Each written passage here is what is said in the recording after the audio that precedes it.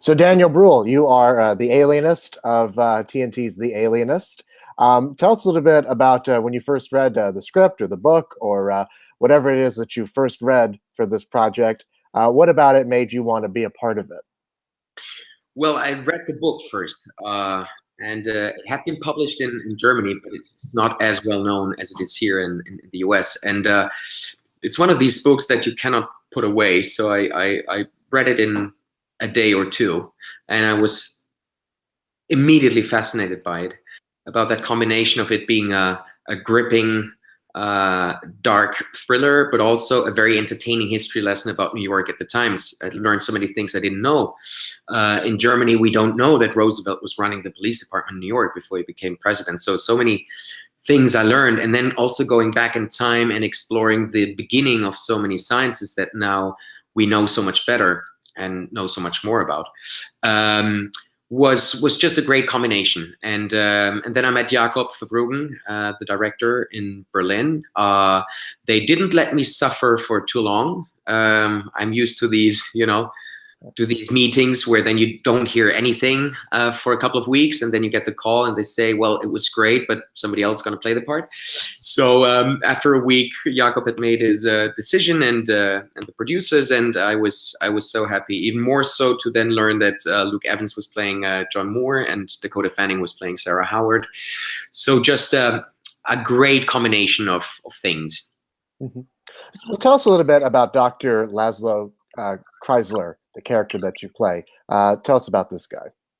Well, he's one of these early psychologists. Psychology had just been born 20 years prior to that, so in the 1870s in Germany. Before that, people considered psychology as a branch of philosophy and basically something weird, because people were afraid to look inside the human mind, and it was easier to declare a vicious killer like the one we are hunting in that book, and declare him as possessed by the devil. So there was a lot of superstition, religious issues and beliefs, and so these guys were real pioneers, and they had a lot of enemies and had to fight many obstacles. This man that I play was probably very much influenced by that, rising power of psychology and these great theories in Vienna, Sigmund Freud and Breuer and Jung. So I prepared myself by reading a lot about those guys. There were very interesting references and similarities between Sigmund Freud and my character. And the handiest thing is that I'm married to an alienist. My wife is a psychologist, so she supported me all the way through. She put me in touch with criminal psychologists and psychology. I even went to psychotherapy in Budapest just to learn a bit more about that. And and then this man is a hugely traumatized person himself, so he has to deal with a lot of demons and traumas from childhood, and that also explains why he's so obsessed about the idea of helping children in similar situations. And that was a very interesting journey for me to play a guy who is very determined, very passionate about what he's doing, and yet still very contained when it comes to himself. And so to slowly give glimpses and an idea of what is haunting him was very appealing to me, as in play this character. You touched on this a bit, but I wanted to ask you more about it, because the show is so much about the birth of this very specific kind of forensic science. And I wonder if you could talk more about the research that you did into it and what you learned that helps you with the character. There was one very interesting read. It's a book called The Isle of Vice, which deals with Roosevelt's commitment in fighting corruption within the police department and in politics in New York at the time. So there I learned a lot about the gangsters at that time that were running the underbelly of New York. I learned a lot about the huge immigration crisis they had. I also learned about the class division, because the show wonderfully shows these two sides, the the grand buildings in which the J.P. Morgans and Roosevelts and Vanderbilts lived, and then going to the most rotten parts of the city, the tenements where, you know, hundreds and thousands of immigrants lived.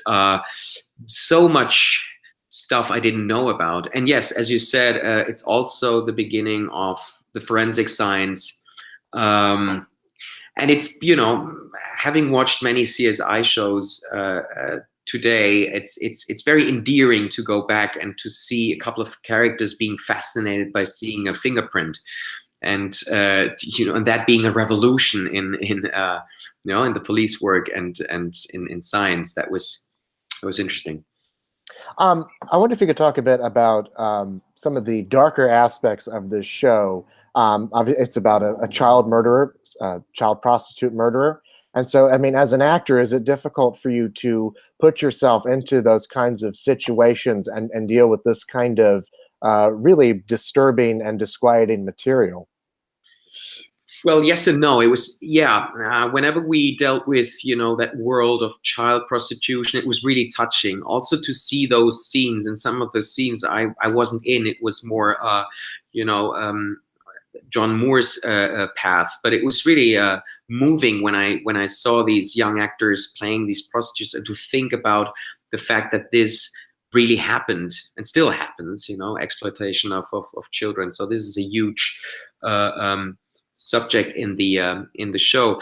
On the other hand, I have to say that I was always drawn into dark material. I always enjoyed reading, you know, dark stuff since I was a teenager. So part of me thought, like, great, I'm happy to be in this gloomy, dark world. So I actually enjoyed, you know, the scene with corpses, and sounds horrible, but I'm a true crime junkie myself, so I know what you mean. Well, I mean, what your character, what drives this guy to get to the bottom of this situation? What motivates him to figure out what's going on here? It's his humanity. He's a true humanist, and again, because of his own suffering, his own experiences, he just wants to help other people. He wants to help vulnerable children who have no one to protect them. And so, and also scientifically speaking, and scientists, I guess, are always, you know, curious and obsessed. He wants to know what makes one such a vicious murderer. And again, there wasn't that much knowledge about psychopaths, about serial killers. Even the word serial killer didn't exist. So that was also a new theory that came up, that someone follows a pattern and kills several people. That was like the word alienist, a new term, a new idea. So yeah, I would say his scientific greed, hunger, curiosity on the one hand, and his humanity on the other. Right. Well, I mean, I think one of the things that's fascinating about, you know, true crime and things like that, it's not so much the, you know, the how as it is the why. You know, why would somebody want to do things like this? What would motivate somebody to do things like this? And I think that's probably a part of his reasonings for delving into this. Exactly, and always trying to see the person behind those horrible crimes, and also the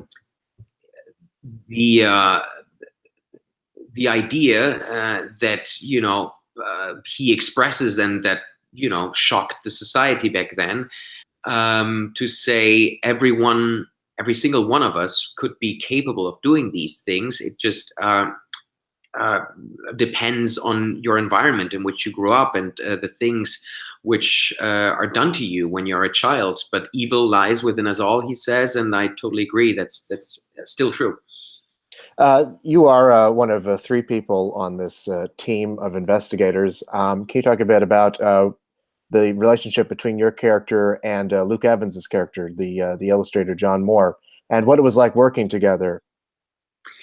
The experience was great. The chemistry was there from the first moment on, and that's something that you cannot foresee, that you cannot take for granted. And it's so good when you feel you're doing the first rehearsal and it makes click, and there's a generosity there, there's a curiosity in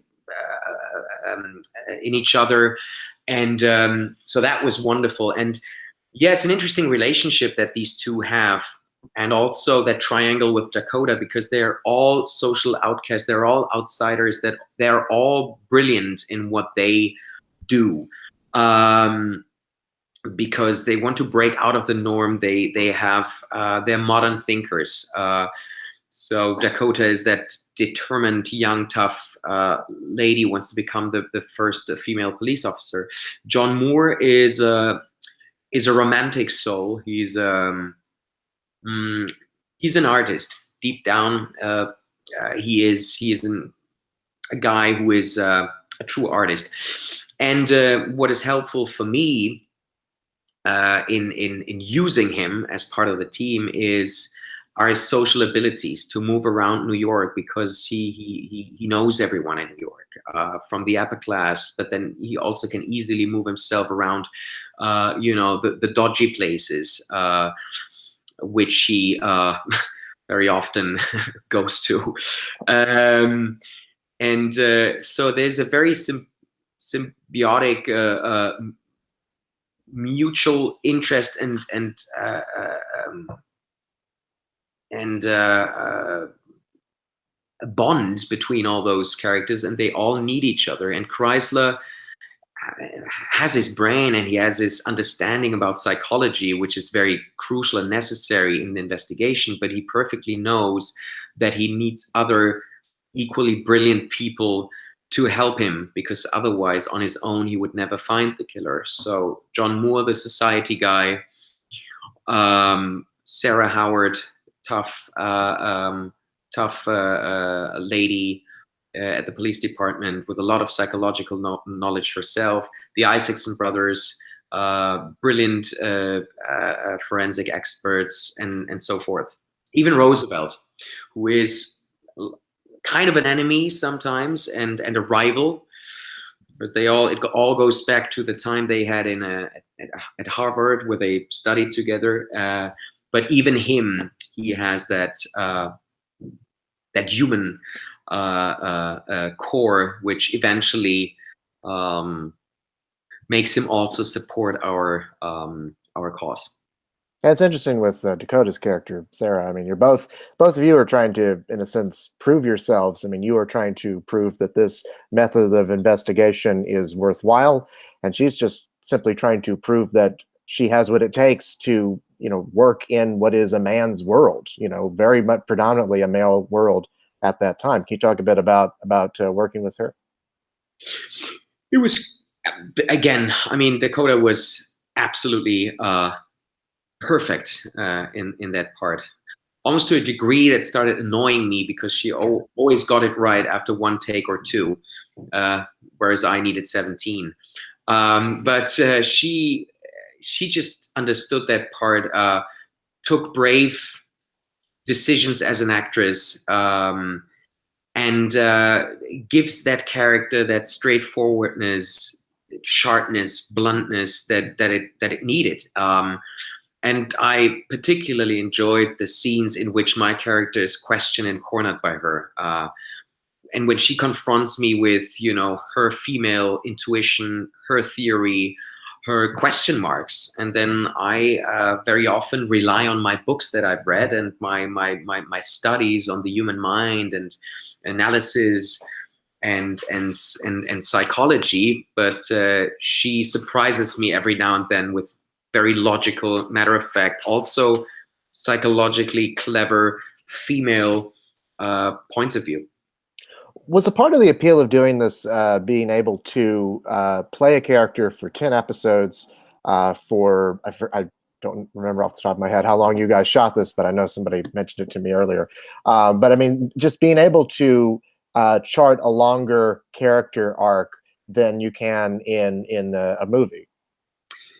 Yeah, you have to measure certain things, and you have to be careful, especially the first episodes, about the decisions that you take, because once you establish a certain thing, you have to keep it for, you know, the rest of the journey. So it was very important to get the right start and to introduce the characters in a good and powerful way. So I was a bit nervous about the first scenes. I wanted to make sure that my character is clear and understood by the audience. And then it took off. What was very refreshing and a new experience to me was working with different directors. So whenever we got to a point in which we thought like our movie clock was thinking, okay, that's the end of the first movie, a new director took over with new ideas, a new vision, a new approach, and still having the big picture in mind. And that was very interesting. It was fascinating. Mm-hmm. Now, you are a Golden Globe and SAG and BAFTA and Critics' Choice nominee for Rush. You're also a SAG Ensemble winner for Inglourious Bastards. What has that recognition meant for you in your career? It's the best, especially with SAG. It's an award by the peers, so to be recognized, celebrated, appreciated by your colleagues is the nicest thing, and it's such a great ceremony. I went there this year and met some of my idols. I shook hands with Robert De Niro. That was my childhood dream as an actor. And so many other inspiring actors, Frances McDormand, Elizabeth Moss, all these wonderful people. And the vibe in the room was so good because they all, support each other and lift each other up and recognize our work. It's so it means a lot to me. Yeah. Well, Daniel Bruhl, thank you so much, and congratulations on your work on The Alienist. It was a pleasure talking with you. Thank you. Likewise. All the best. All the best. Have a good one.